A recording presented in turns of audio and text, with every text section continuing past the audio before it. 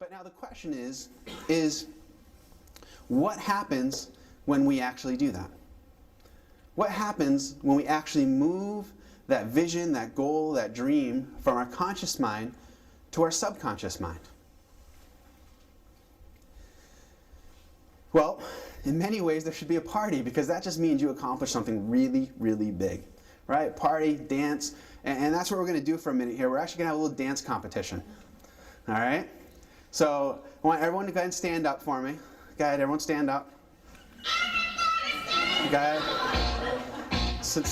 No one's standing up. All right, go ahead and sit back down. That was fun. I always love watching people's reaction. It's great. Especially the person that hired me. Because I know exactly what's going through Eric's mind. He's like, why did I hire this guy? I wanted to make sure he was normal and wasn't going to do this kind of thing. All right. So my question for you is, when I said that, most of you didn't even stand up. So what was going through your mind, or really what were you feeling? When I said we're going to have a dance competition, everyone stand up, what did you feel? Is he for real? Okay. It's one at a time. Raise your hand just so I can hear. Oh, one person was, you can come up and dance for us if you want. All right. Maybe we'll save that for the end. That's after me. All right. Anyone else? What did you feel? Embarrassed. Embarrassed? You felt embarrassed? Anyone else? Feeling? How did you feel? Just raise your hand before you say it. So, how did you feel? Why did a lot of you stay seated? They don't know how to dance. I don't know. I don't think that matters for you. That's a guess. But anyone else? Do you feel? How many people felt excited and they were like, "Yeah, I'm going to dance"? All right, 3 of you. How many of you were like, just felt uncomfortable? Just felt uncomfortable. Okay, a lot of you felt really uncomfortable, right? Okay. Now, it's not typical that in the middle of a business environment, a professional environment, that someone's going to say, get up and let's have a dance competition, right? It just doesn't fit, right? And that was uncomfortable. What you just experienced is something that we call the terror barrier. All right, Jenny. Since I know Jenny a little bit from talking, I'll pick on her. All right. So I'm just going to ask you a few questions. All right. Can you stand up? Is that all right? A little easier. We can. All right. Dance. Yeah. Now we're going to have a dance.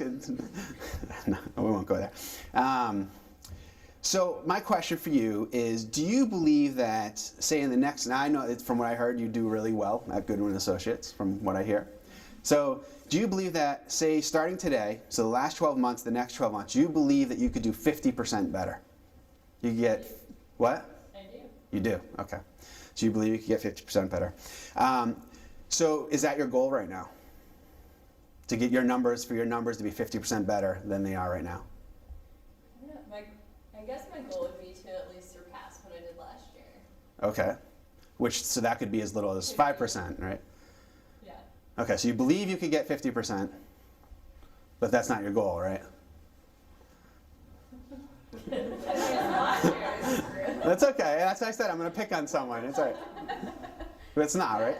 Yeah. Okay. All right. So why do you think that, if that's something, and that would be good for you, right? If you got 50% better numbers, that'd be good for you, right, Eric? If she got 50% better numbers, he's like, all right, all right. And you believe it's possible. You both think it would be good for the company. It'd be good for you personally, right? But it's not a goal. Now, I don't know how exactly you work goals and stuff like that, and how you pick your numbers and stuff, but you haven't set that. And so I guess the question is why isn't that a goal? And you can go ahead and sit down. I'll stop picking her. She's like, I feel bad. She's just like looking really uncomfortable, so I'll stop picking her. But why wouldn't that be a goal for her? Does anyone think?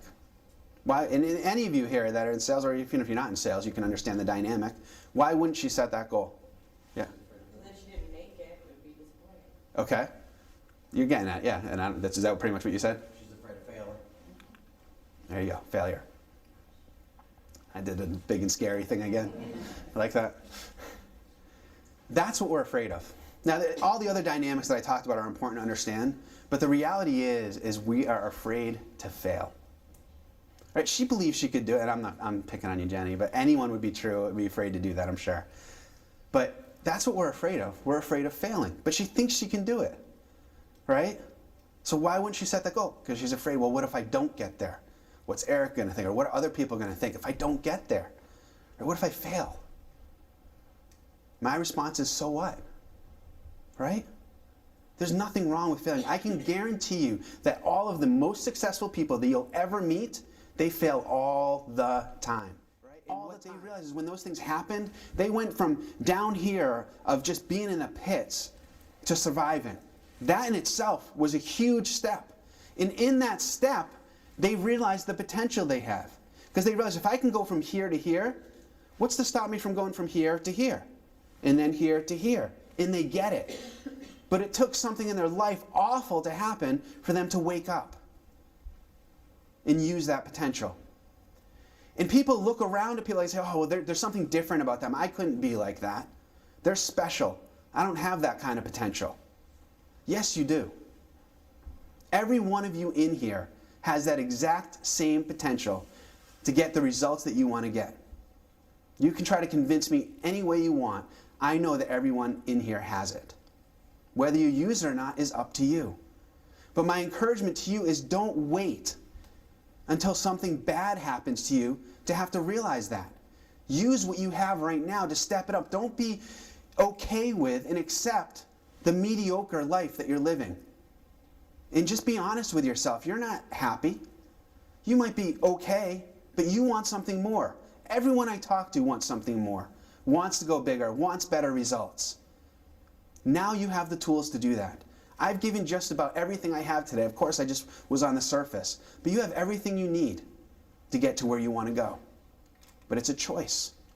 Are you going to do it? Are you going to do the work? Are you going to persist? And I hope that you do.